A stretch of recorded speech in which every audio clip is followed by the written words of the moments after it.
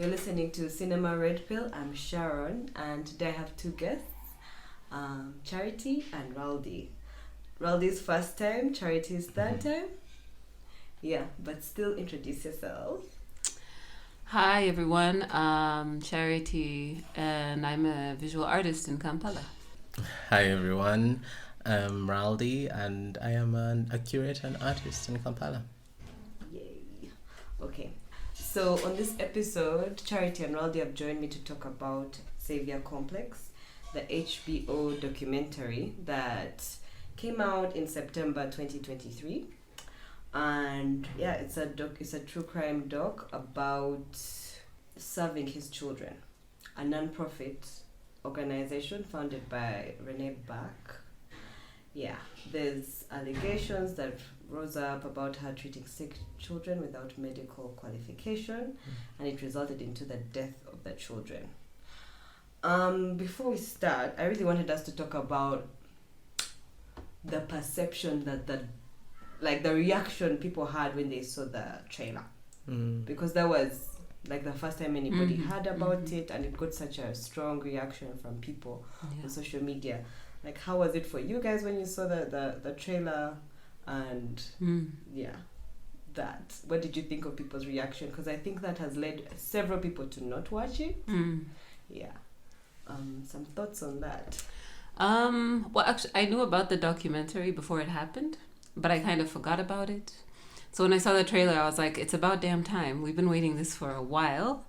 And I was just incredibly curious because I only knew like part of the story. I was really excited to like get the full picture and to also see how HBO would handle this topic, because it's a very, just as Africans, we felt some injustice in the way we're portrayed. So I was like, I'm really keen on like watching this critically. So yeah. For me, this was like there were a series of complicated feelings about it coming out, because first of all, it happened in Jinja, which is my hometown, and I knew this lady in passing. You know, when I would work these small jobs during the holidays at university, some of them would be with some organizations that are sort of like linked to her organization, or they would give support in some way, and health organizations that would give support in some way to them, like giving trainings about, you know, nutrition or things like that. And I was just working as an intern, and we kind of, I knew there was a schism in this in the missionary NGO society, and I knew about what that looked like, and I knew about how the case was going with her, and also I worked on this film. I worked on this film as a researcher, together with another journalist who is British, and I worked as someone who we worked together. So and it had been a long time since I'd actually thought about this documentary. Oh, what year was that when you were doing the research? This was during COVID, the very first one. Yes. What? The very first lockdown. We were on lockdown actually in the same house. Yeah. Yeah. Wow. Okay. And This was the very you would go off on research stuff in Jinja and come back, but then you couldn't talk about it. We couldn't talk about it. Oh, and So- NDA locked Yeah. thing, you know, they locked us in. So there's things I cannot talk about. Wow. But still, there's like a lot in There's the a lot to be document. said There's a lot still. to be said. And I thought I knew what the whole. I mean, I knew specifically things around Renee, but there's so much more in the documentary that they kind of like, it's like a string that you just keep pulling, and so many unanswered questions. Yeah. And going through the process of doing the research and then seeing the final product, there was also a lot of I was very anxious. And I think why people were really ticked off was this idea that, you know, if you're going to tell a story about this thing happening in Uganda, how are you representing the Ugandans? Are you actually telling their stories? And that was something we went in as researchers really at the very forefront. Like, we needed to tell the stories of families. Who are these families? Where do they come from? Who are these women? Who are these children? And how are they coming to this place, and how is this happening? And for years, there'd been a lot of discussions about Renee back, but who are these Ugandans who have this case against her? Yeah. And honestly, it was so hard. It was so hard to get those stories because, anyway, we'll talk about it. Okay. I did not know about the doc happening at all. I had seen, there's a documentary that NBS made. I'm not sure if they had like an NBS Investigates. I'd seen that. I'd read the articles about her. Had followed, of course, No White Saviors and their reaction towards her, which is a whole thing. But when the trailer came out, I even failed to watch it because I was so... I from people's reactions and from what met the eyes, it seemed to be a doc that solely focused on her, and that irked me. Like, I'm like, I don't want to look at this woman, you know, like too much anger of like, what, I don't want to see her. That's how I felt about it. Yeah. And then I actually, because when it premiered, there was no buzz about it after that. Like, it kind of like people reacted to the trailer and stopped there. Yeah. But I saw some reviews and from critics that I like who are black and brown, and I liked what I read, what they said. They like it's a really broad thing, it contextualizes everything. So that allowed me to then give the doc a chance, and the doc shocked me because it does a lot. It does. It does a lot, and it adds so much.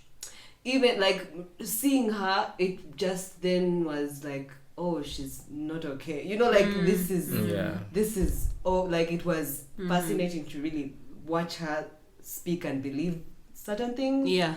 So it turned out to be a fascinating documentary. But I think for some people, they would still not want to watch it. Still. Which is a shame. Yeah. I think it's a documentary that everyone should watch because it's not just about Renee. It aims to really speak about, that's why it's titled Saviour Complex. It aims to speak about that she's not the only perpetrator. Yeah.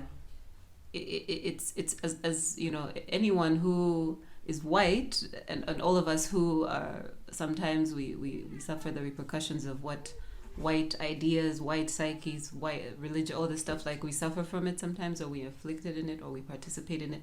We all need to watch it because it's a very important thing that needs to be just addressed. And you really see that in the relationships, in the people around her, especially the Ugandans, the people who she worked with, the people who she had schisms with. You could really see, and the doctor from the children's hospital, and the way he was speaking about how, you know, no one is going to give me that money. Which is why I have to work with her. Like those relationships are really they are why these children died. You know what I mean? Why she was able to get away with this, you know, pretending to be a doctor, basically. Yeah, let's get into it now. Ready. What were your reactions to the doc? And we can have just a general sporadic random discussion really, but Raldy, I want to hear from you first. Do it. I was both pleasantly surprised and a little disappointed. It was really mixed. I liked how they contextualized this thing happening in Ginger, and I like that they did not shy back from kind of talking about how complicated the NGO missionary complex industry is just very it's complicated, and it's like the wild, wild west. They really gave it the kind of form that it is when you're in there. And I enjoyed the later episode because they brought in the families. They started bringing in the moms who had lost their children. Yeah, the first episode is so heavy on her, Yes. and I think it can really turn you off. Yeah. Yeah. When they started bringing in the mothers, it started kind of forming, and I was like, yes, that is exactly what I want to see. I thought there would have been more, because there were a lot more. Really? There were a lot more families. Yeah. But I think it's because I think they focused on those mothers because of the court case, and that they settled the court case. Yeah. And that means there was like a legal they could say this could be proved because she settled in court. So that means there's like a culpability there. Yes. But the other families, we saw so many families whose kids had died, but they could not prove. But from what they tell you, like, oh, that was messed up what they did to your child. The details of it, but it was clear that there was something done to these children, or there was a lack of care given to these children, in the way that the mothers described the situations leading up to their children dying. So yeah, I would have loved to have seen that, but I guess it would have maybe been too open-ended to kind of just say it's an allegation without proof. Yeah. So I understand, but there were so many interesting families that we visited in remote places, and it wasn't just Ginger. Went all the way up to the border of Kenya. Yeah. So at some point we were going all the way like Malaba, and then Wow. By the time you investigated, had this other through line of the third episode about the No White Saviors thing happened yet? It was in the process of happening. It was, yeah. When the way that was showed in the documentary, honestly.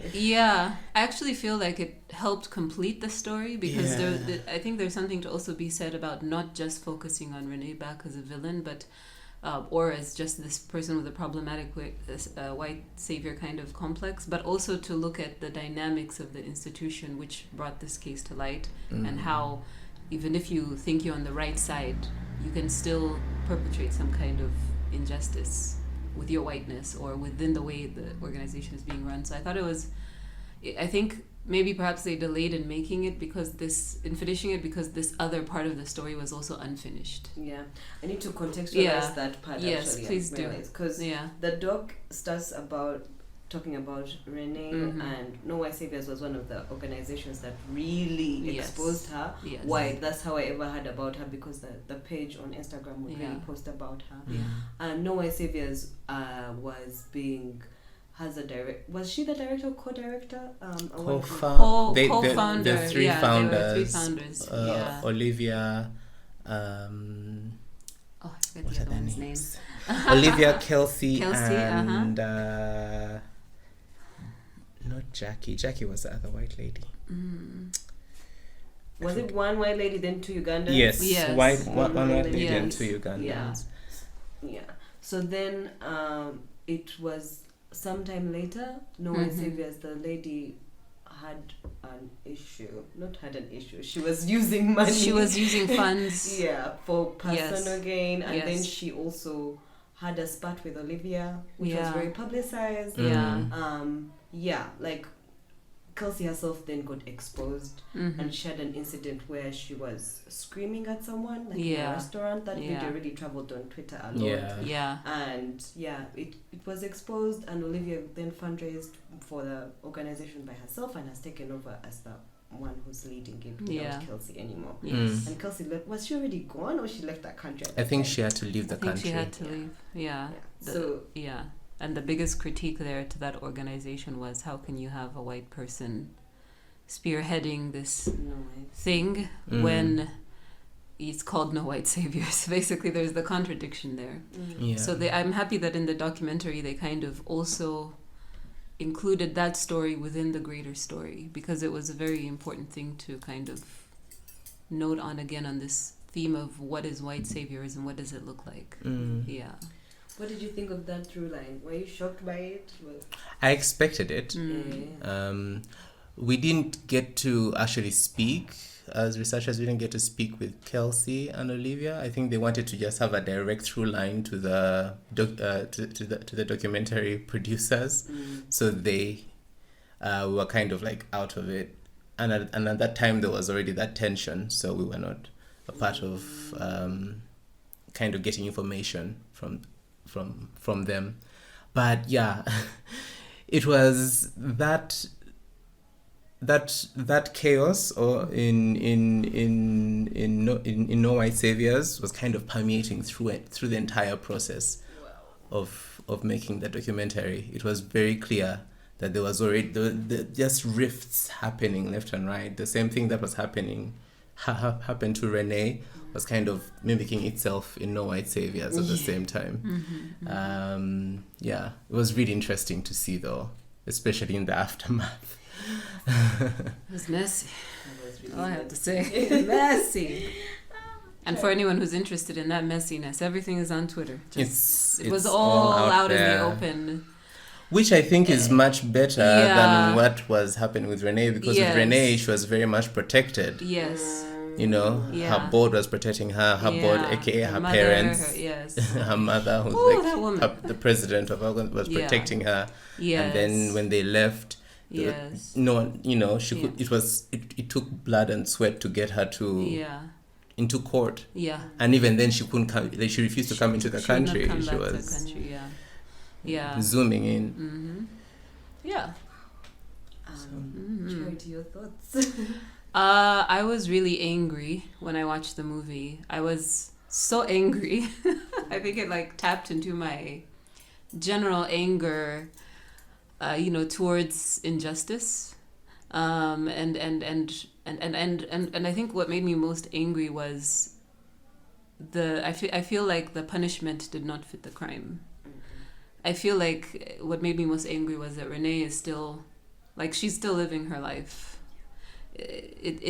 I'm like, even though these women got money, and while that money will help change their lives, according to Ugandan standards, because they probably would never have been able to get that much money, unless something wildly happened in their lives that was, giving them that money. It does help, but the impact of her actions is so deeply felt that I was like, she should be in jail. Yeah. She does not deserve to be walking free, because that is not okay. Like, it's just, I was angry that, she got away with so much, but I also understand that, as Africans, this is how we are viewed as, like, we are not valued as human beings. So when someone does something outrageous like that, like, it happened. It's not just Renee, it's many white people who have come and done egregious things since colonialism, and then they go back, and then they just move on with life, because like, that's what happens. So it made me very angry, and it also made me very angry at the Ugandan government. But it also made me sad, because we still have so much to do for ourselves. So I think it was all those emotions together. Yeah. Another thing that also kind of really ticked me off was the how the Christian community will enable this to happen and protect and make this happen over when that lady who used to work for Renee, Nurse Constance, when she says that line, let whoever cast the first hasn't seen, let them cast the first stone at Renee.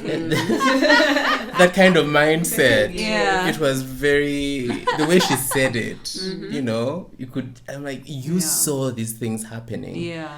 And I know you think, because we fed so many children and cared for them, it still gives them them this that sort of like carte blanche to do anything and get away with it and not have to be accountable. Yeah. A certain sense of lack of accountability because these people are white Christian missionaries specifically. You know. Yeah. A lot of the cases that we have had of things like this is of children being abused in some way. It's like tourist men, you know, they're these sort of, but like when you think of a Christian white lady, they're always very protected, even by the same Africans who they're doing things. Yes. It was troubling for me to also, you know, see that the Ugandans around her, like their number one excuse was the money.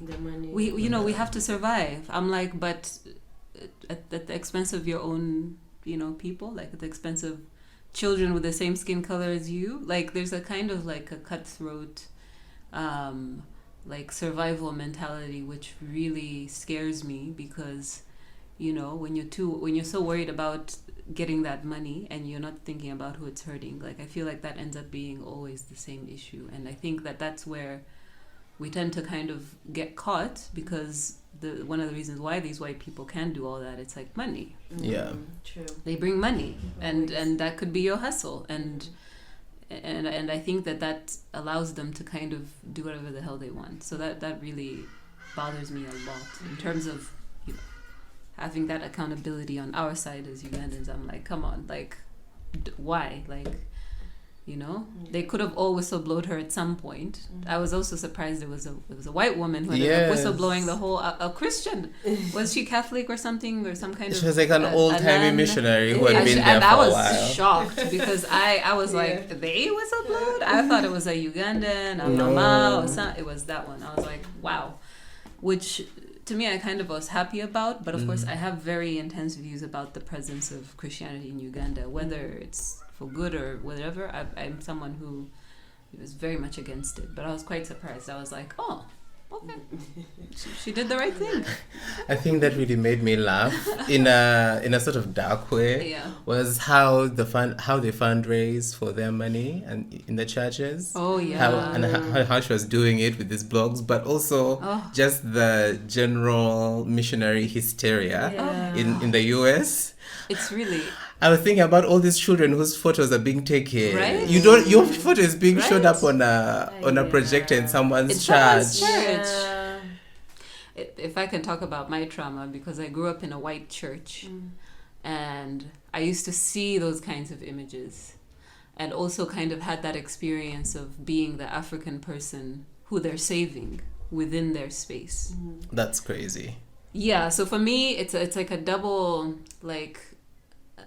I don't know how to describe it, but it's something that I know so intimately, that like this white savior Christian like thing and how it's intertwined within Uganda and our culture and our history. I know it so intimately that actually there's something slightly cathartic about watching the movie, because I was like, this is something that really needs to be talked about. So like we've been talking about the people in Dubai, like the sex slavery that's happening and all these terrible things that are happening to Ugandans who go out there and do cheyo or whatever, but we do not talk enough about white missionaries and the legacy of Christian colonialism in Uganda. We don't talk enough about it. It's really very harmful, I think, but also it's a conversation we need to have.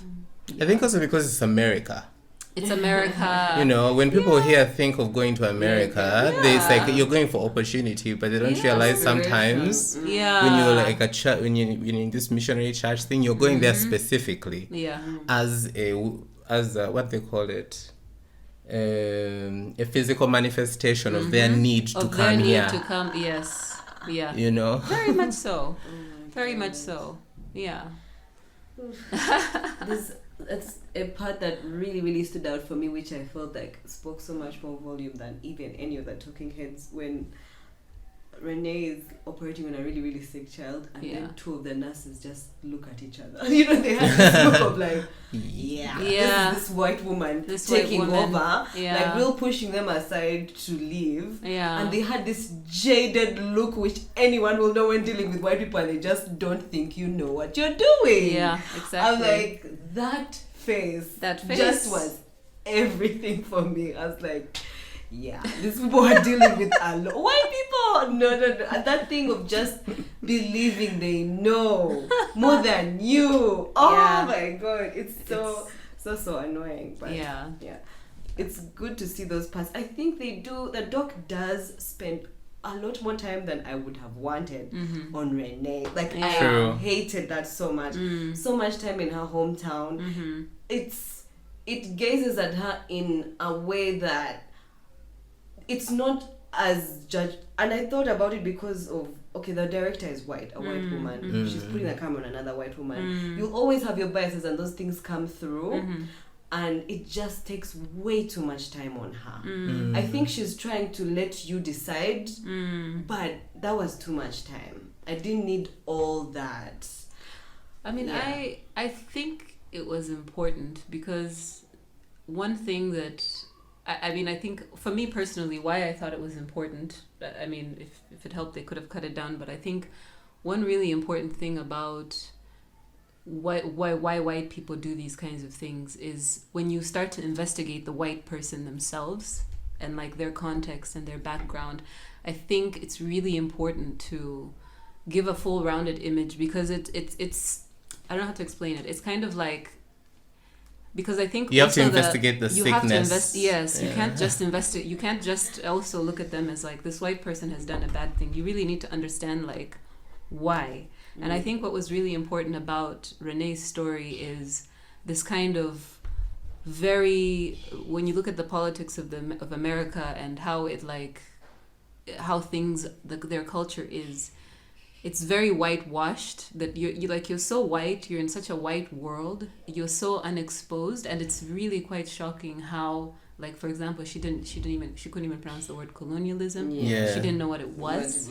She didn't, and I think that there's a huge danger in that, because also this concept of this because these are the wars happening in America right now. They're like, let's not teach about racism in schools. And these are the kind of people like Renee who don't learn these things. And who's raising a black child. And then they go and they... Yes, exactly. So stressful. Yeah, it's very important. And to also see, like, I thought it was... She's also someone who is not... she's not filthy rich, but she's well off. Like, it's important to know that she's fine. Like, she did not need to come all the way to Africa. Like, it's really very much within their perfect little world and bubble of ignorance. And because you see where she lives, there's no black people around her. You know, that thing of her having to take her kid all the way to, you know, do her hair at some black person's, you know, like, there's something about this, like, perfect little world of hers that we kind of have to understand, that she has absolute, even in a multicultural America, whatever, she basically lives in a snow globe. She lives in a... Thank you. That's the word I'm looking for. It's a snow globe. And I think it's important to understand that, because people tend to, like... I think when people ask themselves, but how? Why? And I'm like, it's because the very snow globe they're in is rarely shaken. The illness of it is... It's already within that society. And I think that's the place where, like, it needs to be combated. But, you know, it's hard to shake white people out of their... You know, their white days. Their whiteness. It's hard. Yeah. I really enjoyed the character who Jackie Atim. None of Women Pro Bono Initiative? No. The one who was working with Renee, and she was doing she's a social worker. Yes. During the research, we met with her, and honestly, that was one of the best people we spoke with. Very hyper aware, and I thought maybe that had happened in the aftermath of the case, but even listening to her interview in the documentary, she was always very aware that this white lady had issues, and her kind of taking accountability of, you know, these are women who I brought to this organization, and they're losing their kids. Like, that kind of understanding the depth and the responsibility of the work that they were doing. I think she really grasped that, and I really enjoyed her character arc. generally, kind of being that person with the eyes wide open, seeing everything for what it was. Her versus Constance, her versus the nurse, it was very opposing things. That was an interesting thing to see. Yeah. Wow. Ginger though, like Ginger's a place. I actually really wish that they had. I mean, they kind of did in a way, but the Ginger as a character in itself, because there is so much there. There's so much. The fact that people like to retire there, white people, it's like being taken over. It is taken over. It's taken over. Yeah, like the entire housing industry there has been dominated by. There's parts of Ginger where you cannot live as a Ugandan unless you make like 5 million shillings a month. Yeah. Yeah.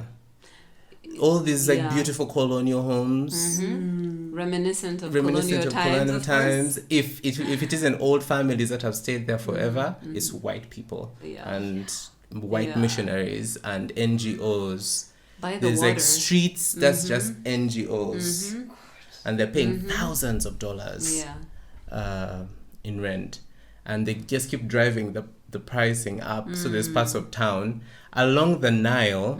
It's illegal to buy land by the water. All that land, it's either like rich families from South Africa, Italian, or missionaries. It's crazy. But the town itself is just... I remember because this is how me and Gerald met, was in Jinja. And when I was living and working there, finally for a white woman, and that's also how I kind of got to see into this missionary world. I remember having a conversation with someone at some place, and I remember them talking about, these white women were talking about how to fundraise and stay in Uganda, and I found that so strange. But I also specifically remember them mentioning going to a church service, and I'd never heard of this church, but then I realized that there is like literally an all-white church in Jinja. What? Yes. Where there's like, you rarely see any black people there. It's only the white, so like all the white, and you won't even see these white people out and about in the market. No. You'll see like a glimpse maybe of a Mormon. Nope. But they are in their own world. They pray together, they hang out together, they raise their kids together. They don't even like mix with Ugandans. They don't mix with Ugandans. The only Ugandans that mix with the people who they work, who work for them. Yes.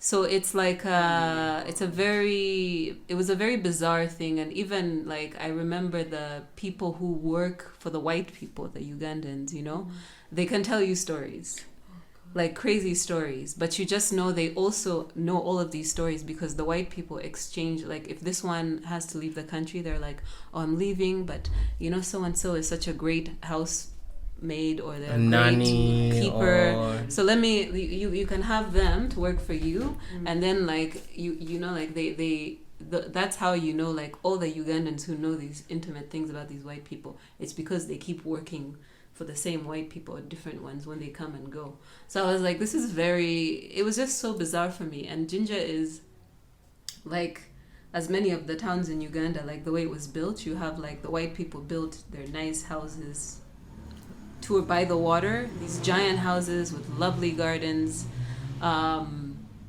then you have like the Indian houses, which are mostly abandoned, and then you have like the Ugandan houses, like, or as you Ugandans build as you spread out and go further. So believe me, the Jinja itself makes me sad because it is just gentrified in a sense. I don't know if that's the right word. It's gentrified. It's gentrified for sure. In a way, and the presence of white people is just so fucking bizarre for me and so disturbing. But also there's a kind of like, it's also quite quiet. Like you can never know about it if you just go there to have a good time. It's only when you really live there and then you start to and they always have a project, whether it's always, and they're like either knitting something or they're making paper beads, or they're making bags, or they're opening up guest houses. And that's the thing, is that yes. they live in this very like yes. like almost luxurious life in Ginger Town, Yeah. and then they go out to the villages. That is where their work is. So most times in the week they're in the villages, they're doing their projects, they're doing their reach outs, and then they, you know, on the weekends they come back and take the kids like to some to safari or whatever, or some cute lodge. And they love Kapchora. They love it's disturbing. And then there's this like, I don't remember who was writing about this, but there's someone who talks about like when the colonialists came, they came with their wives and families, and so the husbands would do like the work, like the government work, like they would be doctors or soldiers or whatever.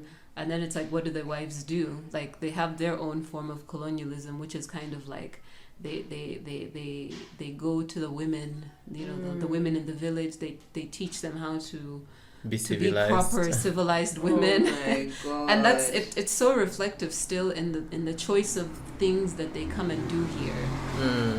Like it's really reflective in what they decide to do when they arrive in Uganda. Whether it's, you know, like they're like, let's start an Etsy store where you're making baskets and I'm selling them, and then those products, you know, when you see those products in Banana Boat or whatever, and it's always like empowering women to make baskets and to make jewelry and to make, you know, all this stuff. This is literally that culture. Whether it's handmade soap or whatever. And I remember this because the white lady we were working with, she was very much on that, like she wanted like that big project which is socially responsible, but she also wanted something where you could like make money, you know, because it does make money. Like white people will be paying like $20-50 for a necklace handmade by some poor woman, and then by the time that money trickles back, it's really going to the person who's invested in the project, because they'll pay the Ugandan woman like 5K for that day, but then they'll go sell this product like and then 35,000 shillings, and then they'll keep running the establishment. So there's also wealth generated in there. So it's really like, it's just this, and they even talk about in the documentary of like the implications of like this colonialism, this religion colonialism, these women and all, like they talk about it, but I feel like it's still not been addressed. We don't talk about it, but this is just neo-colonialism, honestly. It's really in this kind of potent, quiet, feminine kind of form. I remember when 2010, when we worked for that white lady, there would be buses of tourists, of missionary tourists, people in the high school, just graduated high school, and their parents, they come to Africa and to like visit this missionary church, and it's like 3 buses of white people just driving to the compound, and they're like, and she introduces like, this is my project, and these are the people who are working for me. This is what we do, and then they buy stuff. And they go sell it, and then they make bank. Like white lady makes bank. Yeah, white ladies make bank. There's this artist, I don't know if I'm rambling too much, but there's this artist, Sanega Tega. Yes. Right? He makes his artwork with paper beads. And the way he loathes these white women.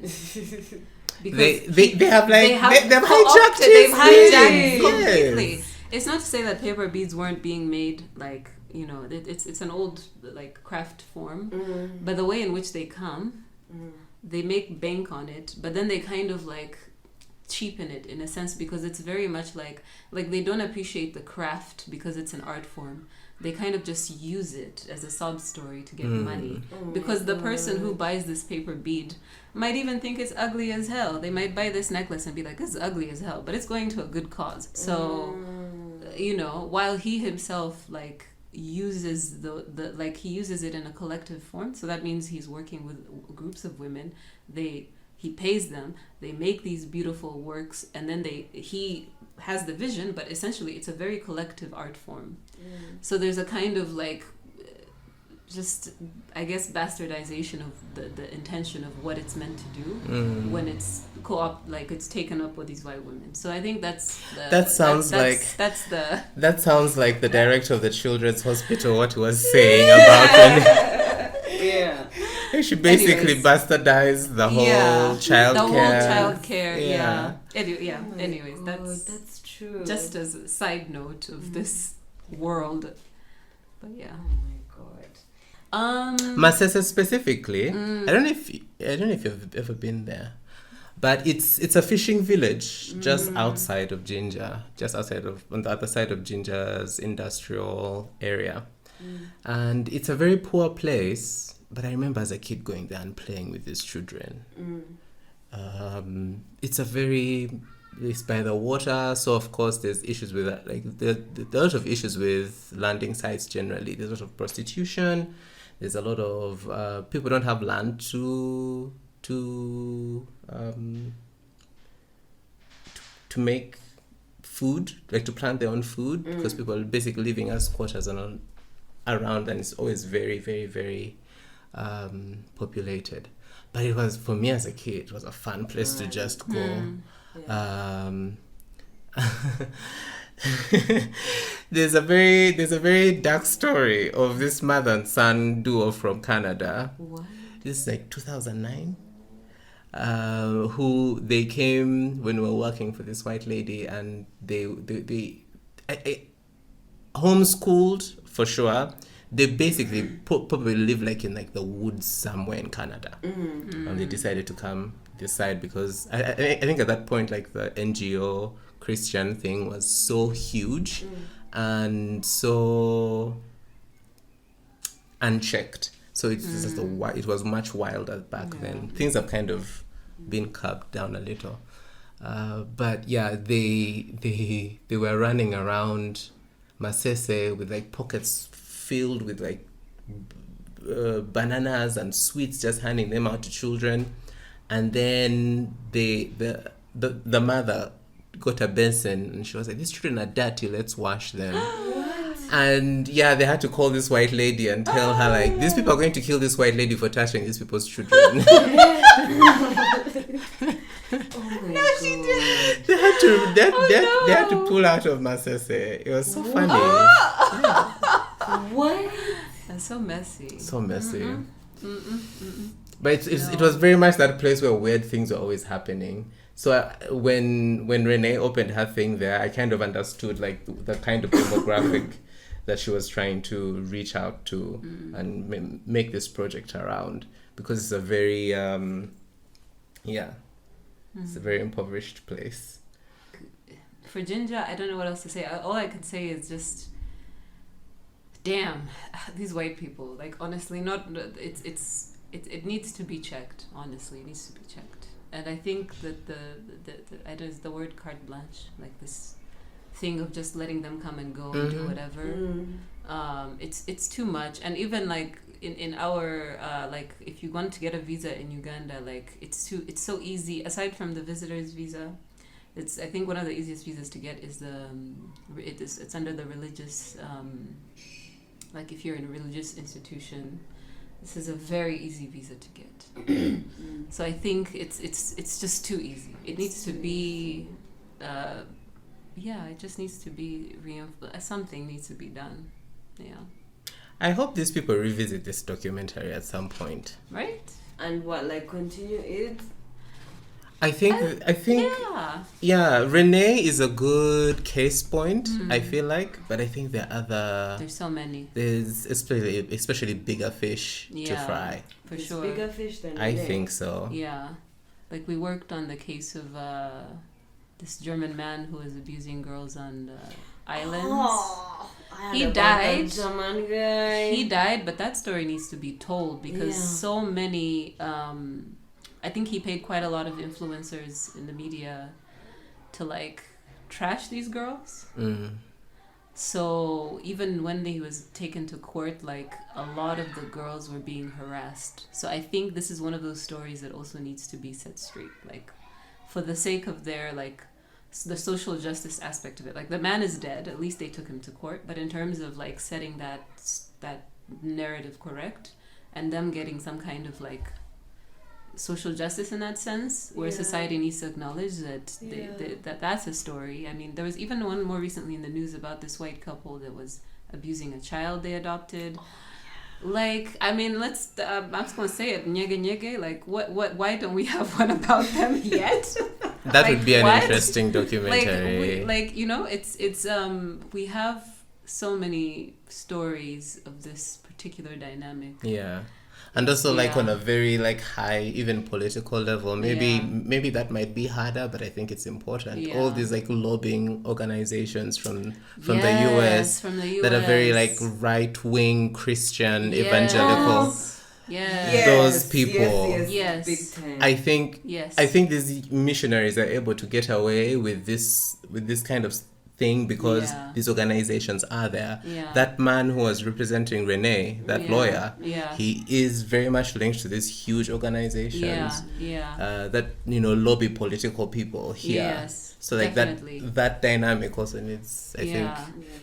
And just generally their influence and Yeah. also what happens in Uganda politically. It needs to really be it needs to be addressed. Yeah, there's that documentary called God Loves Uganda. Have you guys watched it? Yes, Yeah, that long one time covers ago. it a bit. Very, And yeah. There's a Netflix doc that gets into Cornerstone, that one of those evangelical places, and they mention Uganda and David Bahati. Yes. Their really one office of is them. on Yeah. is on what's it called? Acacia I Avenue. see it. I'm like, these are the people. Guys, That's good. it's so disturbing because there's this channel, I love watching this because they talk about religious fundamentalism. It's called Fundy Fridays, and I was so disturbed. I watched all their videos. Like, over time, I've watched every video they've made. The amount of times Uganda comes up. Guys, it's disturbing. They do quote God loves with you, Uganda, but then there was this whole episode about this white man who was telling Ugandans to drink bleach What? to cure HIV. Yes! Oh my He god. came! No. Guys, it's legit for real. Like, it's real. I was just disturbed. I was like, the amount of times Uganda comes up, the amount of times it was some crazy, religious person who's like has their own idea of what to do and how they should do it, and maybe they get found out in the US, so they don't know anywhere else to go. Where do they come? Yeah. Because it's that easy to just come and like convince some other poor people who need some kind of something from you, and or if they don't need it but they kind of see that you can provide it for them, and just be manipulative and do fucked up shit. So yeah, that's that. I was like, wow, this is very dark. But yeah. Yeah, there's that thing of like the people. There's someone who was talking about how it's still a little problematic that a lot of the work that's done exposing the white people is by white people, because it's also like, are you investigating yourself? Like, yeah, it's That's tricky. that was a question I had in my head watching it. If how like the position that the documentary directors and producers kind of what position were they like did they put themselves in? Yeah. And did they question that? Just even being in her presence and just being okay with it. I don't know. Like there's a divisive thing that's happening in the US, which again, to talk about the thing of why they spend so much time on Renee, that really bothers me.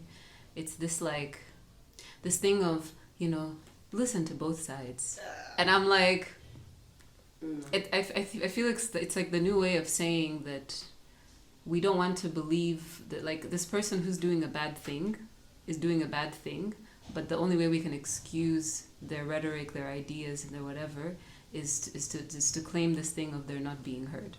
And that was the thing that really bothered me about Renee Back, is that she went on Fox News, which is like the most divisive. Like CNN and all these, they have their issues, but this is the most divisive channel with a very huge alt-right following, Christian, white, like just very, and I think in a sense they just came to her aid, and already that narrative began of she's not the bad guy. So I think it might have also been a bit important for HBO to stamp out this claim if they released a documentary that they did not you know, like they just villainized her. I think it was important for them to be like, no, we're giving a whole, you know, 360 view of her, so that way she doesn't feel like we've silenced her in some form, because then it would be an unjust perspective on her. And I feel like that again ends up having to cater to the oppressor or to the bad person. And I feel like that's the thing that's really bothers me right now within their whole psyche. It's like someone can go on air and say really anti-Semitic, really horrible things, or anti-whatever, like just racist stuff. And then when you call them out, they're like, well, that's freedom of speech. I have a right to say this. This is my perspective. You know, like, I have to be heard out. And I'm like, you're also just spewing hatred, like, period. You're excusing it. And I feel like people get really into that trap. And it bothers me so much. It pisses me off when I hear, like, people are like, well, you have to hear it both sides. And I'm like, but one is clearly just damaging others. I wonder, though, how effective it would be for, you know, if the filmmaker, if the documentary maker is a black person, how effective it would be. Effective. Yeah. It would definitely be different, though. Yeah. I think so. It would be different. Because I think white people, generally, because a lot of media is really created from their perspective. So people go into it kind of with that already kind of set up. Yeah. So having, being interviewed by black people, I don't know if she would have even agreed to it. Listen, I mean, there were so many things, which I was also surprised in the documentary, the amount of things she agreed to do. That's what I'm meaning. Right? The way her mom spoke, and then when receipts would be pulled out, and her mom was like, I'm like, the way she was throwing those people under the bus, and then they brought out the receipts, and then they're like, so and so was actually not there that day, and she was like, oh, they weren't. And you could just see her like just, you know, just lies, and you know, like her just, they caught that perfect expression of they really lie that. on her face, lying. So that is a great question to ask. Would she have been so compliant if it was black people? You know, because I don't think so. Towards the end, she was clearly, I don't know in what sequence they filmed in, but at some point you could see that she was like, oh, I've been caught in a way where, you know, I can't answer that question. She just wouldn't engage. But before, she was like saying so many things. And I think it's fascinating that one of the things that I found really interesting about her is the way in which she spoke so honestly, as she truly believed that she's being persecuted. Like she's the victim in the whole entire story. And I really found that very interesting, because it actually made her so honest that for us who are, like, I feel like they did not have to do a whole lot to, like, get the truth out of her, because she was just so honest. She was like, I'm a good person, and I'm being persecuted, and this is exactly what happened, and you know, and she couldn't actually deny so many things. And I think it wasn't until they kind of like put those things in perspective for her that she realized, like, oh fuck. And because she was even like, she's like, she was blaming the public or the audience or Ugandans or whoever persecuted her. She's like, my child is so sad. They can never go back to their home. I'm like, no, your child can go back to her home. You can't go back. Yeah. But you're going to insist on keeping this child because, I mean, it's not her fault. Who else does she know? She knows you. But she was like, yeah, it's like these people are so terrible. They forced my child out of her home. She can never go back to her. And I'm like, how in the world is this any of her fault? Yeah. This is all you. But she, she really failed to see her own culpability in the whole entire story. That's what that evangelical Christian mindset is that you are God's person and no weapon formed against you shall prosper. Oh my god! I want to talk about this because it was so the scenes where you see her in her church or you see like the church prayer and all of that. this, I cannot tell you how much this happens in America. And like, it's so normal for them to just, the way this mindset is, and like the way this culture is of like, you know, we're gonna go to Africa, and then they come back with their sob stories, and they cry, and they're like, these people, they are suffering, and you know, and it's so compelling for them, because they also feel like they're doing something good, and that they're saving the world, you know. And it's just such a, it's so sinister, and it's so crazy when I think about that. I used to see this almost like every Sunday, and it just, it's so sinister. And I remember, just to share one thing with you, is our pastor, nice man, but I remember him preaching one time, because he comes sometimes once in a while. They've built churches in Rwanda and stuff like that. So like our reverend, he one time was preaching, and I just remember thinking it was odd, but of course when you're young you're like whatever. But I remember him preaching. He was like, you know, he was like, you guys, telling his congregation of mostly white people, he's like, you guys don't understand spirituality, you don't understand faith. And he's like, I've been to Uganda, they have almost nothing, but they have faith. You know, like they really believe in God, and they wake up every day and God is in their hearts. And I was just like, like in my mind I was like, wait, what? Like what? But then but it's that, like, and he's a really nice person, because he really supported my family, like, you know, we like with money, with just being able to go there, like he hosted us. But then the mentality, it's so sinister. You're He's always like, just a representation of something else. And he really thought he was inspiring his congregation to be like, you know, you have everything, but that's the thing. But that's the thing, though. And I'm like, but that's the thing. Like they will, for them, they attach their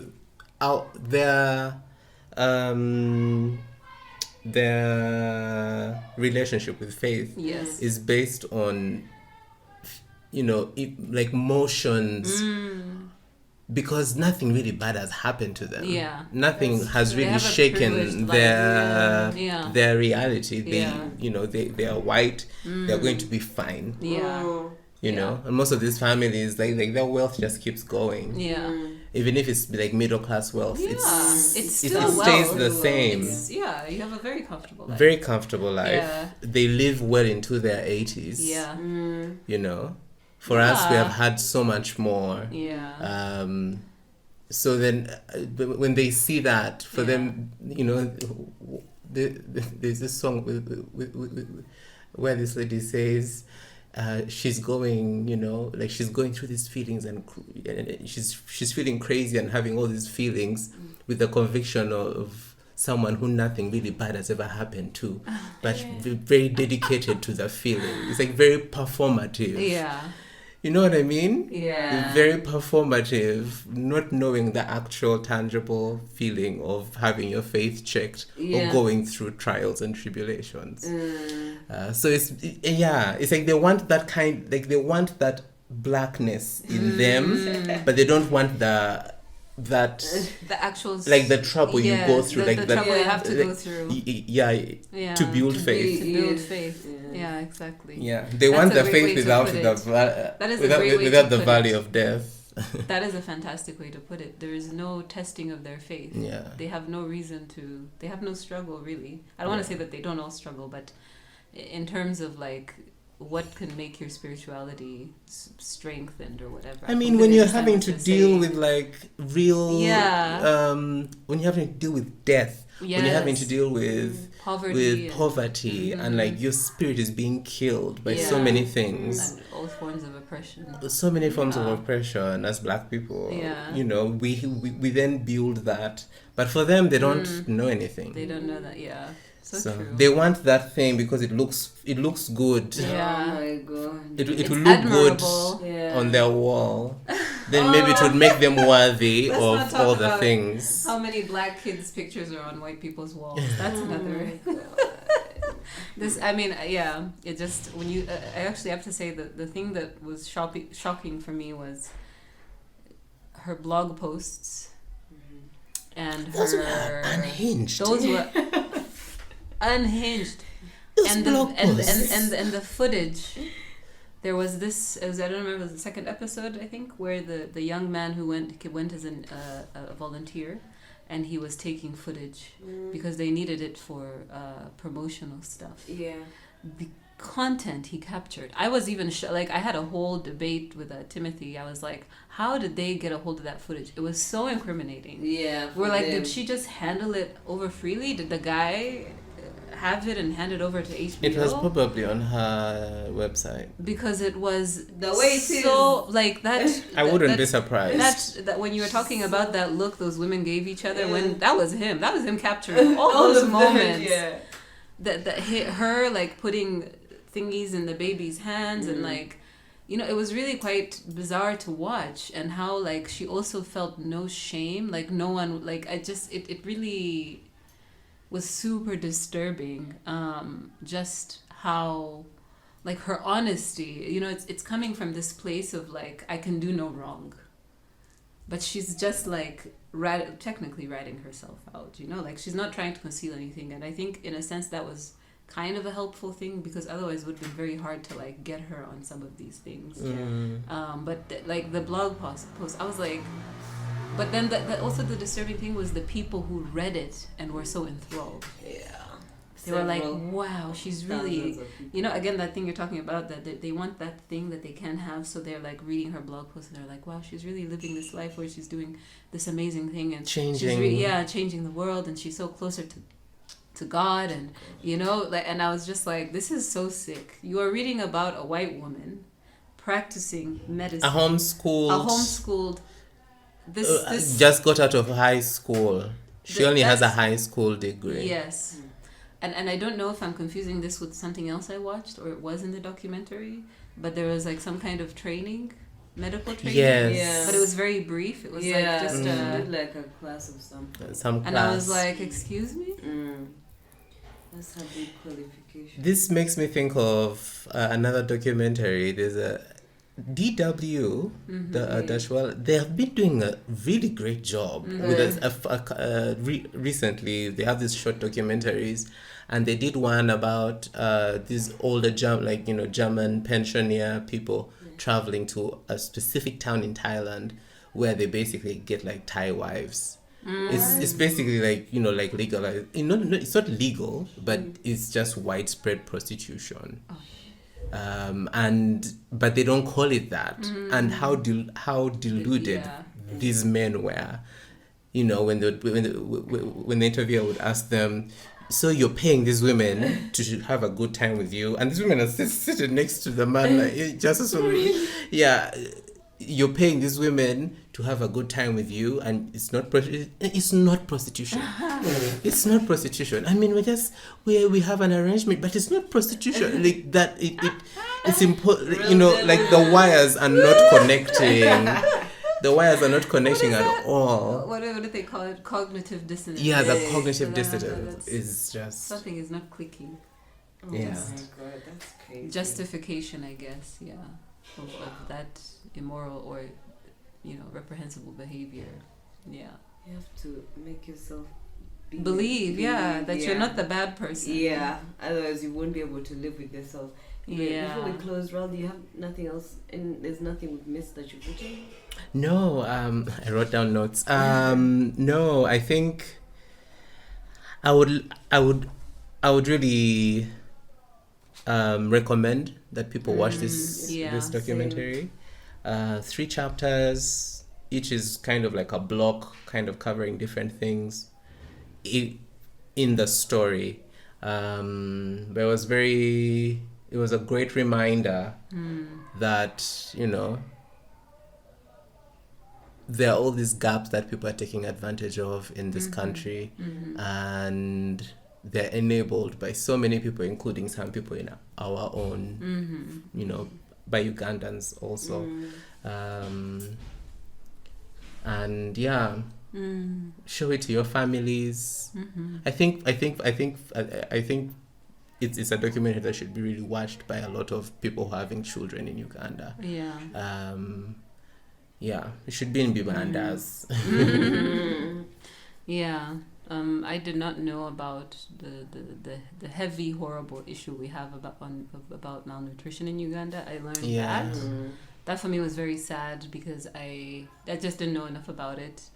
And I also, it's one of those issues that I'm like, I thought in my mind like we are not having these problems anymore, but we really do. We do, yeah. I think Gerald one time said something about like how, yes, Renee did what she did, she played her part, but then he was like, but also the other people to blame are the ones who make it give her fertile ground to exploit, which was one, the government, and then I think you said also the people who were working with her. Yeah. So for the government, I was disturbed in the documentary that she was shut down before she left the country. She was shut down 2-3 times, but then within a month or 3 months, she would be open, pop up again. And I think without directly saying it, if you're Ugandan, you'll understand this. Without directly saying it, the HBO people were trying to be like, how is she coming back so many times? She has money, she's bribing someone is getting money out of it. Yeah. Because if the police shuts you down once, why are you doing it again? It shouldn't be so easy for you to do it again because they have your stuff on file, and if someone else complains, they'll find you again. But she was shut down several times. It's a breeding ground really for people to exploit. And I was just thinking about those things. I'm like, we really have to, we have to do our parts, as Ugandans, we have to do our part. But also, I know with government, it's a tough one, but, hopefully that will change one day. But I think also we really have to, it's important to watch this movie because I think it's important to understand that, these are like the echoes or repercussions of what colonialism has done. They talk about it in the first episode about the history of colonialism in Uganda and the impact of religion. And I'm like, we are still feeling these effects, but we are the ones who have to like mitigate or stop them. Otherwise, they just continue. We have to, and I think that was the very important thing that happened with the no white saviors part. We also can't just be identifying like white saviors as solely in the ones who do obviously bad things. There could also be white people who are doing seemingly good things, or they seem to be on the right side, the right side of the fight. But because of the inherent way in which white identity has kind of been formed around, oppressing others, it's really hard for them to check themselves, is basically what I could say. It's very hard for white people to, because they don't know any better sometimes, because that's how they were raised, that's what they were taught, and it's really hard to like deconstruct yourself to that point where you can be aware that you're doing harmful things to other people. So I think the documentary is really important to watch because it reminds us that we have to check these people. It's not just about, just being like, oh, they did this terrible. We have to check them. We have to be like, you have to hold them responsible. You have to remind them that our lives are of value. You have to remind them that we are human beings. We deserve respect. We deserve, you have to hold them accountable for what they're doing. Otherwise, they'll just keep doing it. And I think that's why people should really watch it. And they should know this story because if they ever see anybody else in this kind of situation, they have to talk about it. We can't be waiting for also the white people to be the ones who are the whistleblowers and save us again in some sense. Yeah. It's So not just a white problem. It's a white problem that is affecting us. Yeah. Yes. So we need to be very aware. Yeah. Yes. So Beautifully said. But also, I think it's also like a great documentary just in general. Just as a doc itself, it's really well made. Yeah, good story. I also like that they highlight. Sorry to go back, but they really highlighted some certain critical black voices. Yes. Rose Bell was in there. Yes, that was really great to see.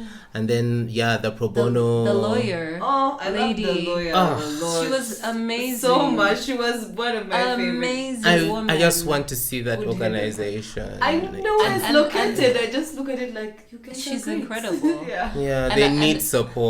They need more. Yeah, they're really doing good work. How clear-headed she was in the whole entire process. Yeah, she did not allow, and I think this sometimes can happen. She did not allow for anyone on either end to like sway her, because like the way when was it Kelsey, the one of No White Saviors, was like taking pictures of these kids and posting them. When she told the lawyer, she ruined this girl's life, but she's like, actually no, the mother was thankful.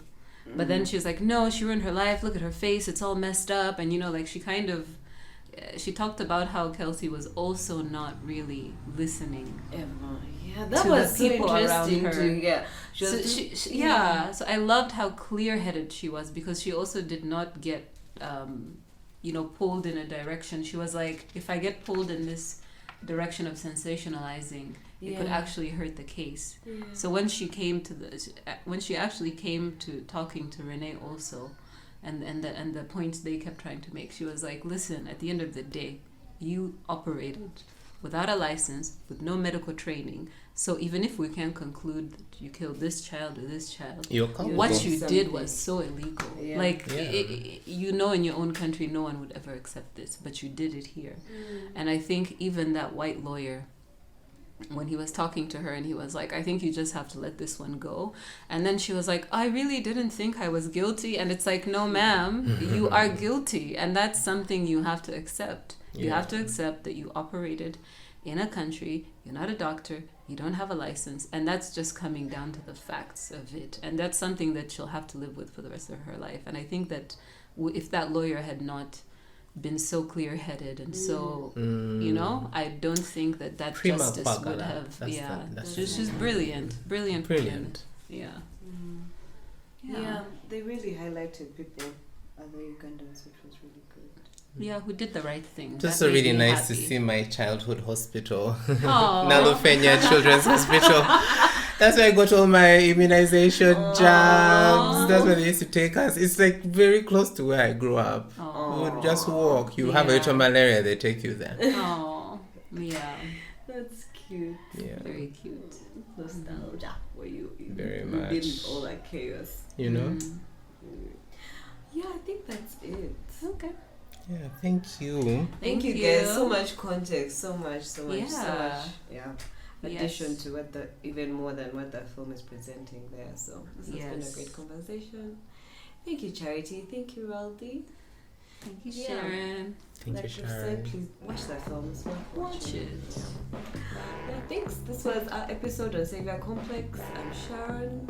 Charity. And Raldy. Bye. Bye. People make films about themselves, what they want, what they love, what they fear most. Here we're nothing but props in their stories. Também sei